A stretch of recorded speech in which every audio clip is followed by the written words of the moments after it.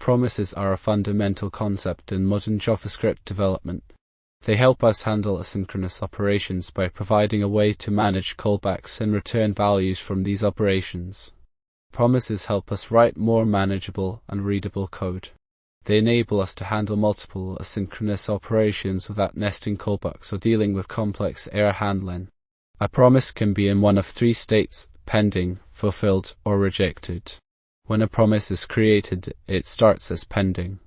If the operation succeeds, the promise becomes fulfilled. Otherwise, it's rejected. We can create a promise using the promise constructor.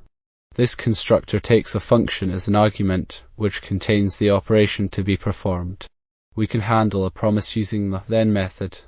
This method takes two arguments, resolve and reject. First one is called when the operation succeeds, while the second one is called when it fails. We can chain promises by calling the then method on the result of a previous promise. This enables us to perform multiple asynchronous operations one after another. Async/await is a syntax sugar for working with promises. It enables us to write asynchronous code that looks and feels like synchronous code. When working with promises, always use catch to handle potential errors. Also, avoid nesting callbacks and instead use promise chaining or async/await.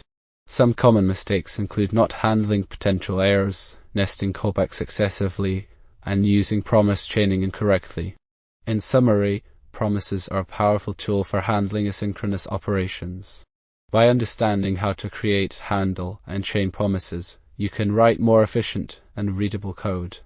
To further improve your understanding of promises, explore more resources and practice working with them in different scenarios. Thank you for watching this tutorial on JavaScript promises. We hope you now have a better understanding of how to work with promises in your own projects.